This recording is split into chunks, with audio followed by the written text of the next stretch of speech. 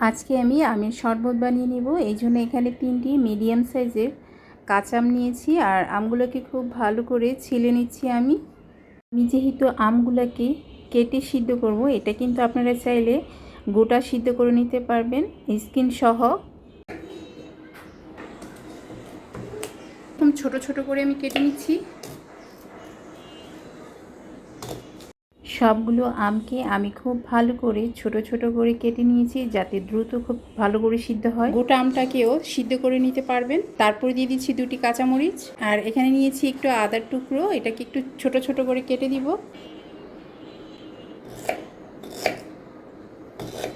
সবগুলো উপকরণ আমি সিদ্ধ করে নিব।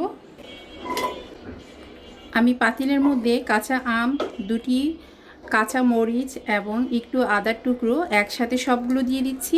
সিদ্ধ হতে কিন্তু খুব একটি সময় লাগে না।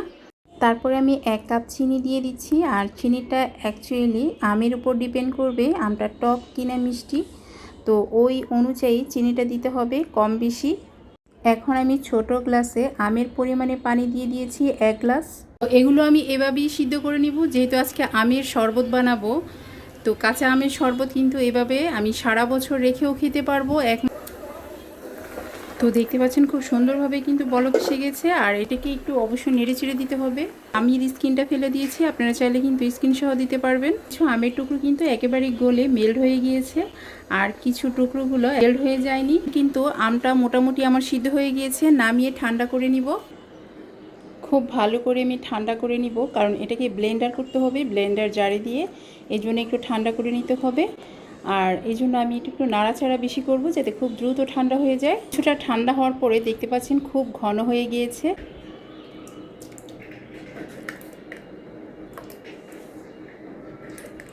ধনিয়া পাতা দিব, আর কাঁচা পাতার রঙটা কিন্তু অনেক সুন্দর হয়ে থাকে, একটু সবুজ সবুজ কালার আসে। তারপরে দিয়ে দিচ্ছি কিছু পুদিনা পাতা। এই পুদিনা পাতাগুলো আমার গাছের। আর সামান্য একটু লেবুর রস চিপে দিচ্ছি। এটা না দিলেও কোনো সমস্যা নেই, আমি এটা অ্যাকচুয়ালি ফ্লেভারের জন্য দিচ্ছি। মোটামুটি টক মিষ্টি হয়েছে আমি যতটুকু মিষ্টি দিয়েছি।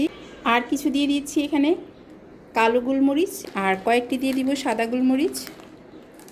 খুব ভালো করে ব্লেন্ডার করে নিব। এখন এই পিউরিটাকে আমি খুব ভালো করে ছেঁকে নিব।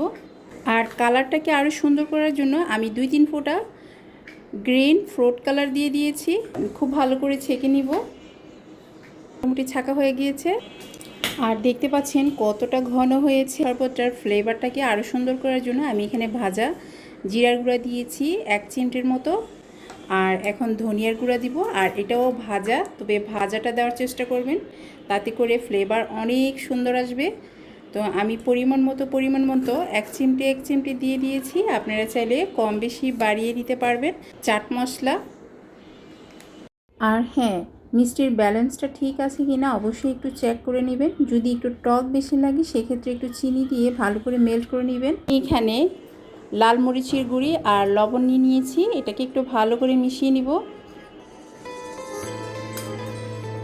যে আমি এখানে গ্লাস নিয়েছি, আর একটু লেবুর টুকরো নিয়েছি, এটাকে এভাবে ভালো করে ম্যাসাজ করে নিব, খুব সুন্দর একটি ডিজাইন করা যায়।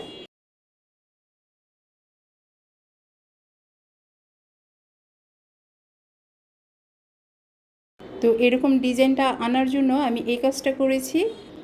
পরেরটাকেও আমি ঠিক এভাবে করে নিব। কিছু বরফ কুচি দিয়ে দিচ্ছি। আমি কাঁচা আম দিয়ে যে মিশ্রণটা বানিয়েছি সেই মিশ্রণটা দিয়ে দিচ্ছি গ্লাসের মধ্যে। আপনারা হয়তো লক্ষ্য করেছেন আমি কিন্তু আমের যে মিশ্রণটা তৈরি করেছি পুরোটা মিশ্রণ দেইনি, অল্প অল্প দিয়ে তারপর পানি দিয়ে মিক্স করে নিচ্ছি। খুব ভালো করে ঘন মিশ্রণটাকে পানির সাথে অবশ্যই চামচের মাধ্যমে মিশিয়ে নিতে হবে। এখন প্রচণ্ড গরম পড়ছে, এমন সুন্দর রিফ্রেশ একটি কাঁচা আমের জুস যদি দুপুরবেলা খাওয়া হয়, গরম কাটিয়ে একটি শান্তি এনে দিবে, মনটা একেবারে ভালো হয়ে যাবে এমন একটি জুস খেলে। আর আমি তো এটার নাম দিয়েছি মন ভালো জুস। এখন লেবুর স্লাইস আর পুদিনা পাতা দিয়ে জুসটাকে সাজিয়ে নিচ্ছি। আর এখন আমি কিভাবে সারা বছর ধরে সংরক্ষণ করব সেই পদ্ধতিটাই দেখাচ্ছি। তো এরকম একটি আইস বক্স নিয়ে নেবেন, যাদের বাসায় যেরকম বক্স আছে ঠিক ওরকম বক্সটাই নিয়ে নেবেন। এখন আমি এটা ডিপে রেখে দিব এভাবে। দর্শক শ্রোতা, আমার এই ভিডিওটি কেমন হয়েছে অবশ্যই আমাকে কমেন্ট করে জানাবেন। আমের মিশ্রণটা যখন বসে যাবে তখন আপনারা ডিপ থেকে বের করে খুলে একটি কন্টেনারে ভরে রাখবেন। সারা বছর ধরে খেতে পারবেন আপনারা।